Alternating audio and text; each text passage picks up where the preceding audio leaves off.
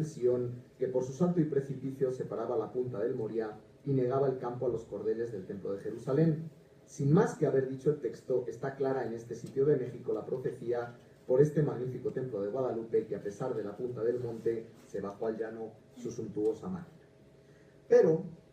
en cualquier caso, y además de este furor salomónico, tal vez deberíamos aceptar otros significados que Goicoechea nos ofrece para el santuario y que, huelga decirlo, probablemente se encontraban también desarrollados entre la sociedad contemporánea. Para nadie debería constituir un secreto la difusión de la cultura clásica en la sociedad novohispana del siglo XVII. Así, creemos que habría que destacar como importantes las comparaciones con las maravillas de la antigüedad clásica, en puridad solo con el Faro de Alejandría, la séptima de la relación que nos legó Filón de Bizancio, que el orador se permite con estas palabras, cuyas encumbradas torres, se refiere a la basílica, compiten con los faros, cuyas columnas robustas apuestan firmeza con las de Hércules. Habría que recordar aquí que tal vez la elección no es gratuita, ya que Ramírez había apuntado ya las connotaciones religiosas del faro de luz que ilumina la oscuridad para los navegantes y sus barcos, como símbolo de la verdad predicada por Cristo o de la Iglesia que con su doctrina impide el naufragio de las almas. Una cuestión que me parece fundamental es la identificación que se establece entre edificio e imagen milagrosa de la Virgen en el Ayate. Ya desde la página del título del sermón, compite firmezas con su nuevo templo que copia la efigie, y un poco más adelante se explica incluso que ese es el tema del sermón. Pues si esta es la elección de Dios y de María, con ambos se conforma el argumento del panegiris, en que copiándose las perfecciones, el templo de su imagen y la imagen de su templo, y trasuntando la Madre sacramentada en su efigie con milagro continuado, los milagros de su Hijo sacramentado, siendo su mayor portento la duración que exceda en duraciones ese mismo portento. Esta identificación, sin duda, expresa el reconocimiento por parte de los contemporáneos de la novedad e importancia del edificio recién construido.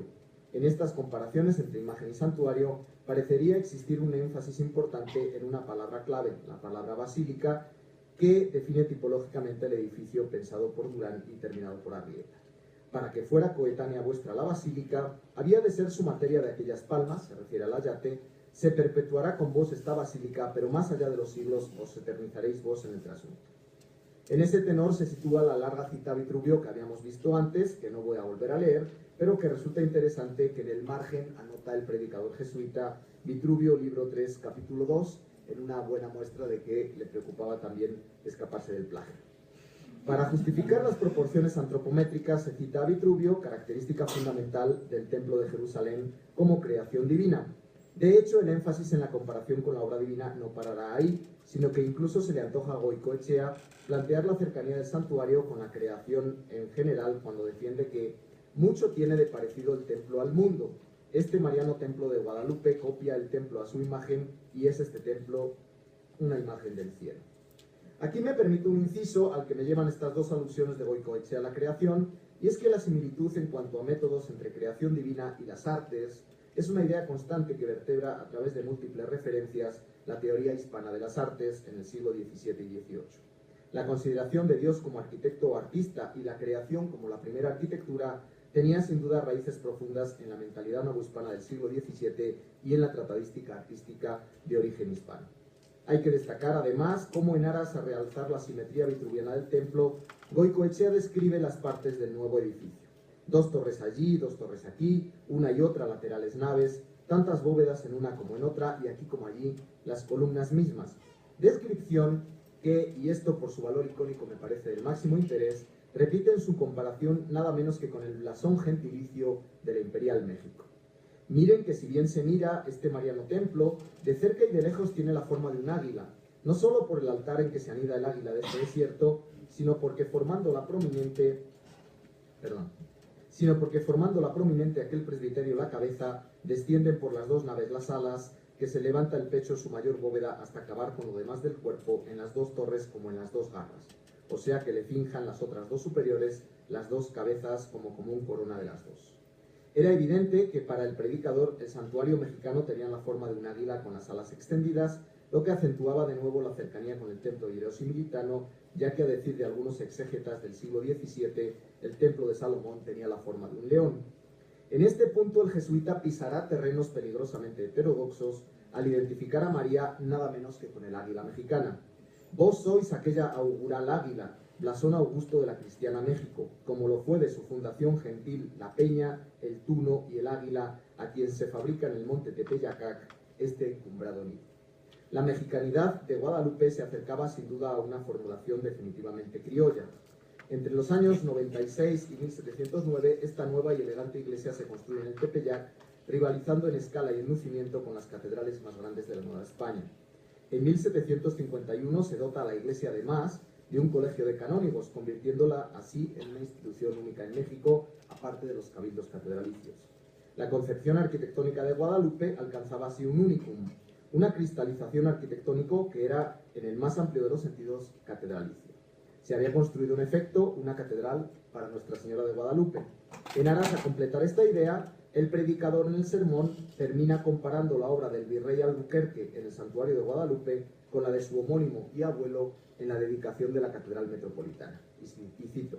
si se envejeciere, se refiere al templo recién inaugurado, los señores de Albuquerque son buenos sastres de templo y parecen tomar de oficio el pulir y estrenarle los más célebres. Si éste se rompiere, ahí vendrá otro nieto, como vino el señor virrey don Francisco después de su excelentísimo abuelo, y como aquel duque llegó a hacerse casi alarife del templo metropolitano, uno de los más célebres del mundo, ahora el señor excelentísimo que le sucedió pulió aquel y perfeccionó este. En mi opinión, en estos sermones podemos ver como tan importante como ese interés en inspirarse en el templo cristiano por excelencia es el papel de la élite criolla, tanto en el deseo de autorrepresentarse como la parte más destacada de la sociedad novohispana, como en intentar emular la arquitectura metropolitana con los mismos fines. Puedo reforzar este punto al recordar cómo resuena sin duda aquí el eco del "Sin mendigar Europa perfecciones" de Carlos de Sigüenza y Góngora. Voy terminando. El día 28 de abril de 1720 se dedica a la nueva iglesia de la Casa Profesa de la Ciudad de México, tras un proceso constructivo que no llevó más de 6 años desde la firma del contrato. De ese documento pretendo rescatar solo algunas precisiones que me parecen importantes. Dice: hallándose el templo e iglesia de la Casa Profesa de esta dicha ciudad en grave necesidad de su renovación y nueva fábrica, se decidió delinear la fábrica, modo, forma y costos que pueda tener, con intervención y planta de maestro de arquitectura. El impacto de la dedicación debió ser muy notable, incluso si pensamos en la proliferación de importantes obras en esa época. La reconstrucción de la iglesia de San Agustín, dedicada en 95, la traslación de la imagen de Guadalupe a su nuevo santuario en 1709, como acabamos de ver, o la nueva dedicación de la iglesia de San Francisco en 1716. Presento ahora el sermón que pronunció su ilustrísima, el arzobispo de México, Fray José de Lanciego y Aguilar, en ese mismo año de 1720, con ocasión de la fiesta del esclarecido patriarca San Ignacio de Loyola. Y en torno a este proyecto constructivo se agruparon una serie de agentes sociales que merecería la pena recordar: comitentes civiles, la marquesa de las Torres de Rada, el padre Juan Antonio Oviedo, confesor de la marquesa, posteriormente provincial en 2 ocasiones, y un provincial recién nombrado, Alonso de Arribillaga, quien permanecería a cargo de la obra hasta su conclusión. En ese contexto, el templo de la Profesa tal vez constituyó también otro espacio catedralicio, en este caso para la compañía, un marco religioso elegido por las élites criollas, de las que las élites eclesiásticas eran portavoces. Una afirmación frente al poder secular, una competencia por ser catedral, pero también criolla. Y cito el pasaje que me parece más significativo del arzobispo Lanciego en su sermón de 1720. Habiéndose dedicado este año el majestuoso y ostentativo panteón que nos construyó a expensas de 120,000 pesos la piadosa magnificencia de la muy ilustre señora doña Gertrudis de la Peña, con tanta suntuosidad, puede competirle primores y aun apostarle primicias a los más garbosos y más bien acabados templos de la América y aun de la Europa. Sería interesante confrontar la obra de la iglesia de la Profesa, presentada como un nuevo panteón, con otras importantes obras de renovación de los regulares, como acabo de mencionar. No quiero insistir en el ejemplo de la familia Medina Picazo, que ya mencioné antes, pero en ese tenor pensaría en la renovación del claustro de la Merced, valga la redundancia, merced al patrocinio de un poderoso miembro del Consulado de Comerciantes, el conde de Miravalle, o la participación de otra personalidad destacada del comercio novohispano, Pedro Ruiz de Castañeda, en la erección del nuevo santuario de Guadalupe.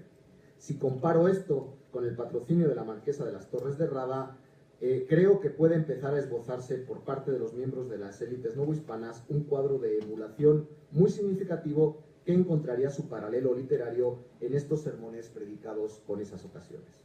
Y es que tan importante era la obra arquitectónica como el sermón que le hacía de caja de resonancia. Pensemos, por ejemplo, en dos personajes relativamente desconocidos, los capitanes de infantería del Tercio de Comercio de la ciudad, Juan Esteban de Iturbide y José Antonio de Leiza, quienes no solo cooperaron a la obra del templo, sino que de manera coherente proporcionaron también el numerario necesario para darle imprenta al sermón del arzobispo Lanciego al que me acabo de referir. Muchas gracias.